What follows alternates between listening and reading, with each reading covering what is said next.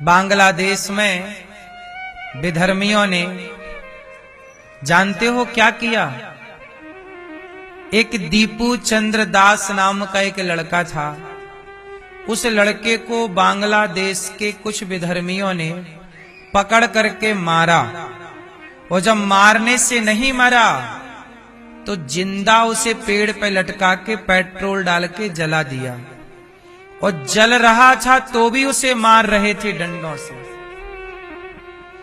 अब बताइए, इतना निर्दयी कौन हो सकता है? किसी आदमी को, किसी व्यक्ति को आप जिंदा जला दें, इससे बड़ी निर्दयता हो सकती है? इससे बड़ा निर्दयी कोई हो सकता है? इसलिए हम सनातनी सबकी आंखों में क्यों खटकते रहते हैं? क्योंकि हम सनातनियों के अंदर दया है, करुणा है। हम जरूरत से ज्यादा दयावान हो गए मेरी माँ, इसलिए हम सनातनियों को जिंदा जलाने लग गए लोग।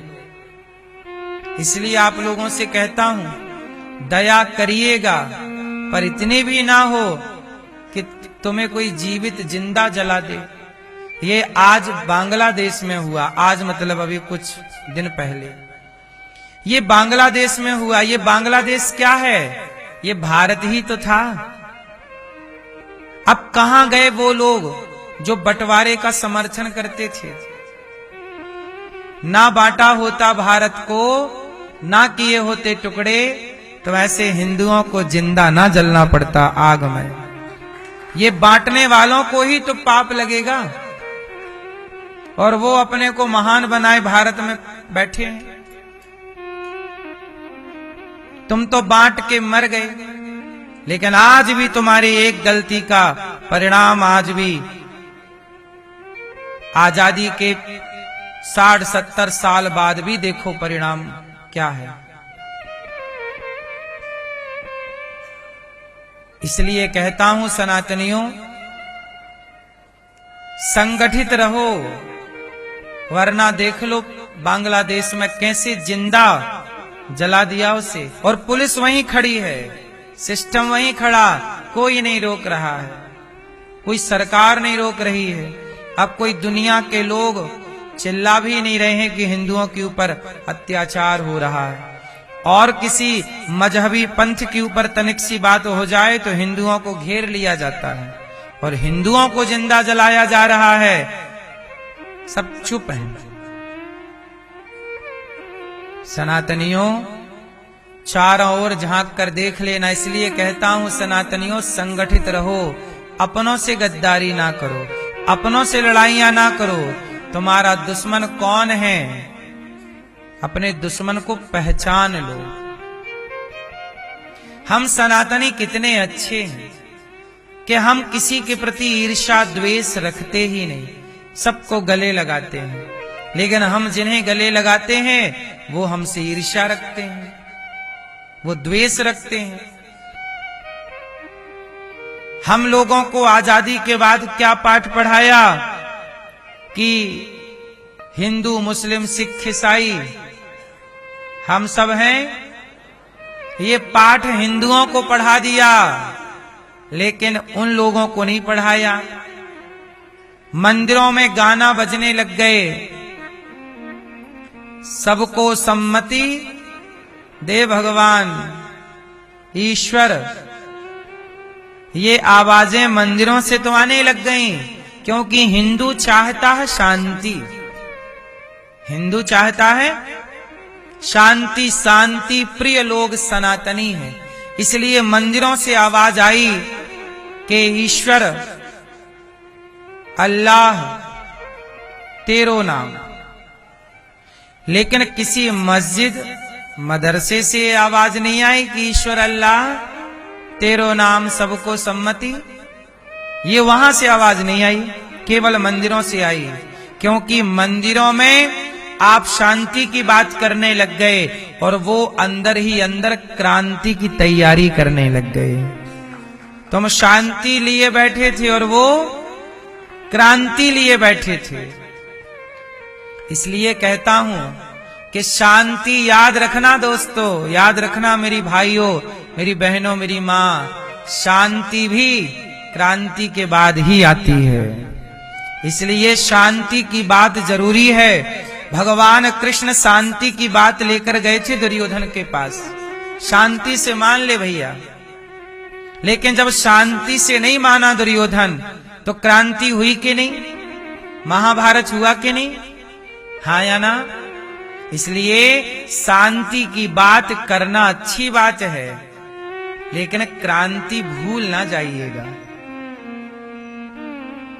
बांग्लादेश के हिंदुओं को अब शांति से गुजारा होगा, या तो उन्हें भागना पड़ेगा या तो उन्हें लड़ना पड़ेगा।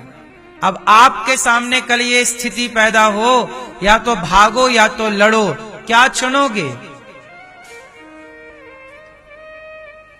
कश्मीर में भी ये हो चुका है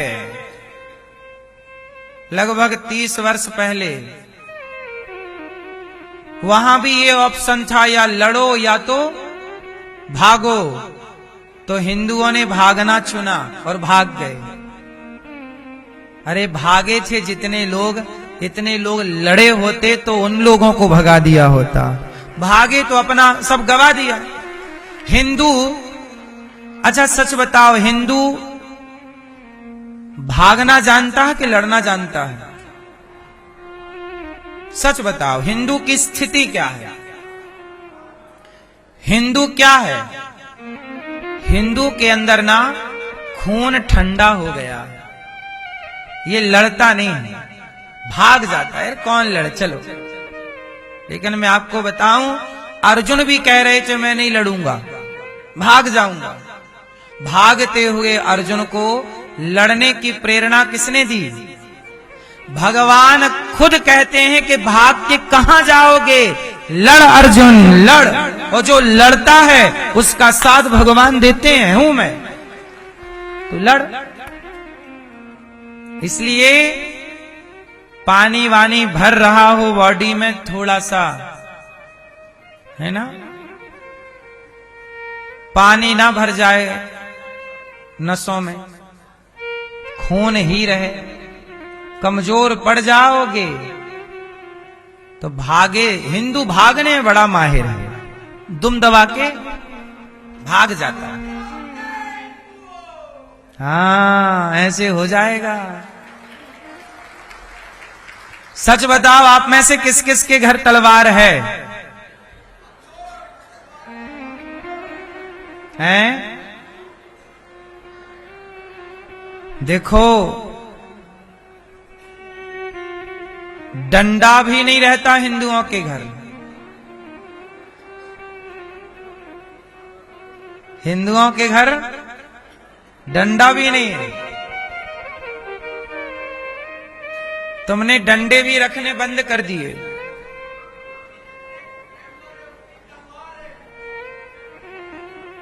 इसलिए हम आपको 100 बात की एक बात कहें कि आपकी डिग्रियां, आपकी जमीन, आपकी जायदाद काम ना आएगी।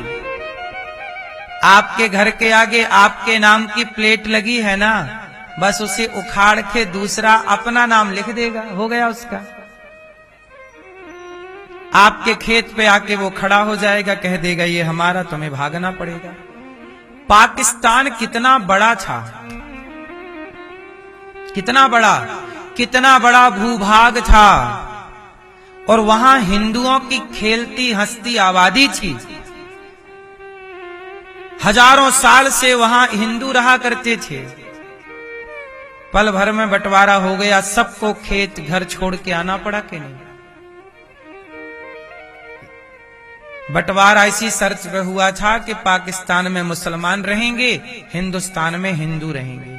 तो पाकिस्तान से तो खदेड़ दिए गए हिंदू। यहां से जाने के टाइम बापू को बुखार आ गया, बोले यहां से नहीं भेजेंगे। हैं?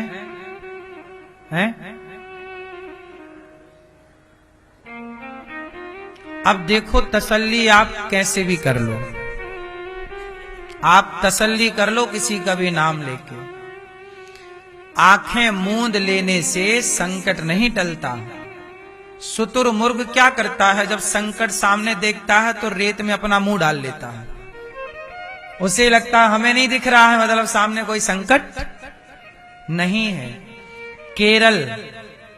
केरल से हिंदू खदेड़ दिए गए। फिनिश है केरल, लगभग फिनिश है। कश्मीर आपके सामने है। बंगाल से हिंदू खदेड़े जा रहे हैं। यूपी में कितने शहर हैं जहां हिंदू अल्पसंख्यक हो गए। अभी मेरे पास एक बच्चा आया, बोले महाराज जी हम अपने गांव से भाग रहे हैं क्योंकि हमारी आबादी हो गई कम, विधर्मी हो गए। अब जिस गांव में वो पीढ़ियों से रहे, आज वो गांव छोड़ के भागना, अब क्या कर लो। आज अभी 2025 की बात कर रहा हूं, भारत की यूपी की बात कर रहा हूं। गांव से हिंदू खदेड़े जा रहे हैं। बस आप लोग अभी इस बात से खुश हैं कि उनके घर में आग लगी है, हमारे घर में थोड़ी लगी है। भूल गया हिंदू कि आग उनके घर में लगी है तो आग तुम्हारे घर तक भी आने में बहुत देर नहीं। सुनो, जंगल में दो शेर थे। जंगल में दो शेर रहते थे। एक शेर जवान था, एक शेर थोड़ा सा बूढ़ा था। दोनों की अच्छी मित्रता थी, फ्रेंड हैं, दोस्त हैं। बूढ़ा शेर और जवान शेर में एक दिन कुछ कहा सुनी हो गई, आपस में मतभेद हो गया, मनभेद हो गया, दोनों में कट्टी हो गई। बात नहीं करेंगे अब, चलो। बूढ़ा शेर अब कुछ बूढ़ा और हो गया तो जंगल के कुत्तों ने बूढ़े शेर को घेर लिया कि अब तो ये बूढ़ा हो गया और इसके जवान दोस्त से इसकी बोलचाल भी नहीं है, चलो अब इसे मार डालते हैं। तो जंगली कुत्तों ने बूढ़े शेर का शिकार करना स्टार्ट किया, उसे नोचने लगे। जवान शेर को पता चला कि मेरा दोस्त संकट में है, दौड़ पड़ा और जवान शेर आया दहाड़ा, सारे कुत्ते भाग गए। तो उन कुत्तों में से एक कुत्ता बोला कि भाई आपकी तो खटपट थी, आप क्यों इसकी मदद करने आ रहे हो, मर जाने दो। तो जवान शेर ने जो कहा वो सारे हिंदुओं को सुनना चाहिए। जवान शेर ने कहा कि देखो, आपसी मतभेद मनभेद थोड़ा बहुत हो तो ठीक है, कोई बात नहीं, पर आपस में इतने भी मतभेद मनभेद मत पाल लीजिएगा, आपस में इतने भी मत लड़ जाइएगा कि तुम्हारे लड़ाई का फायदा ये कुत्ते उठाने लग जाएं।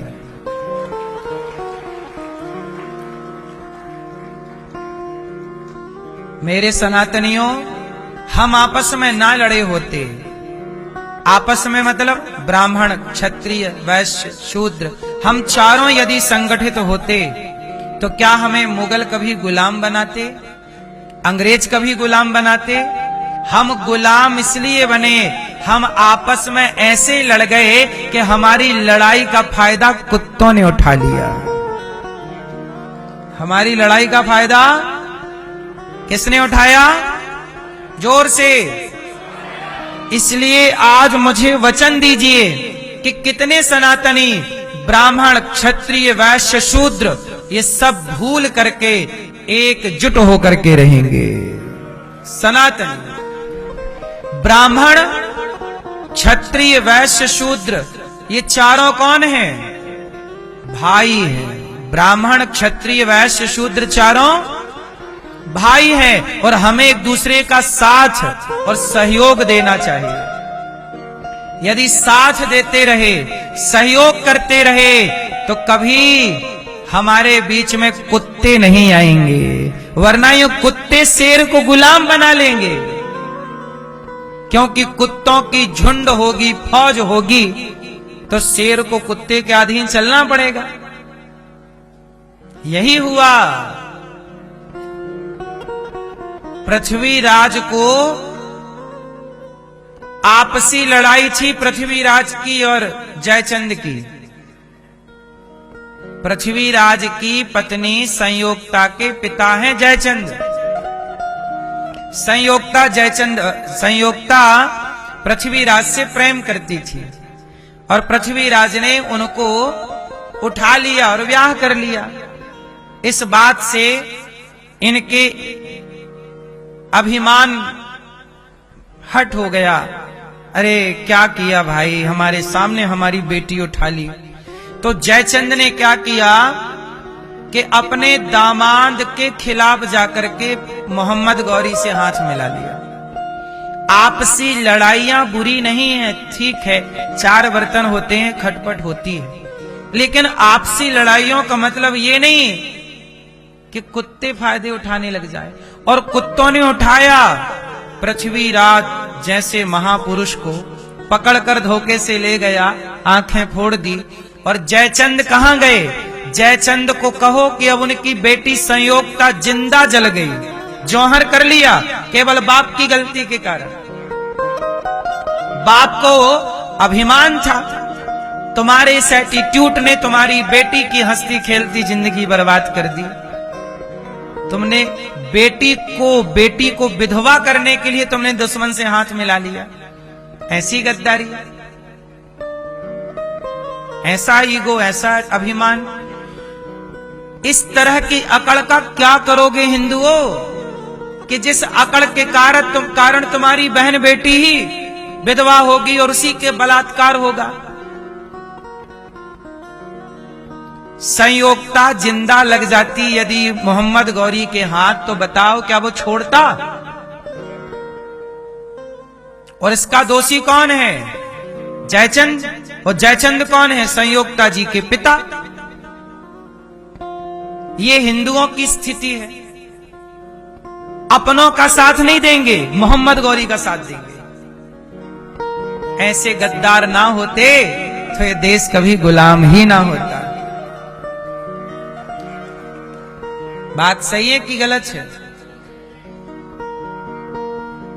इसलिए अभी भी समझ जाओ, बांग्लादेश में जो घटना घटी, एक